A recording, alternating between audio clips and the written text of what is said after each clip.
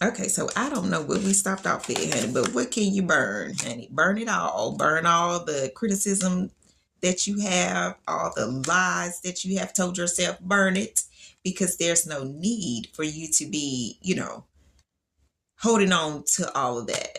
Okay? You can't be holding on to all of that if you're trying to move on in life. Okay? It says, make the choice that you will no longer let the past define you. Pick up your pen. What will your next chapter look like? So create your next chapter after you burn all those ugly lies that you had about your past. All of that negative stuff, honey, burn it, let it go. Create a whole new journey, a whole new life for yourself. Okay, moving on. It says, next card, am I clear on what my soul really wants? So, and make sure you be clear on what your soul really wants. And when you go to God, or, talk to the universe, you got to be clear on what you really want.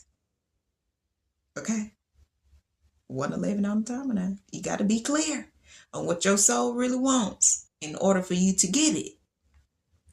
Okay? It says, take out the shoulds and the limitations, get out of your head and pay attention to your heart's desires instead. If you knew it was impossible to fail, what would you do?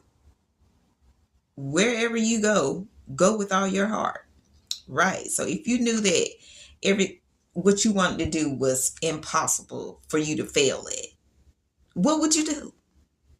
What would you do, my good people? And would you go run a marathon, honey, if you knew that you had the breath and the strength to run that marathon? Would you do it?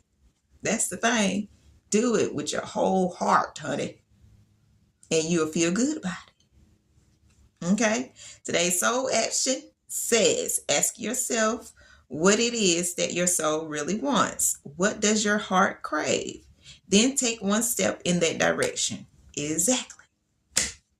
So once you figure out what your soul really wants, and once you do the work and go within, talk to God, the universe, whoever you talk to, get it all in line, then you'll be able to, take your next step in your journey.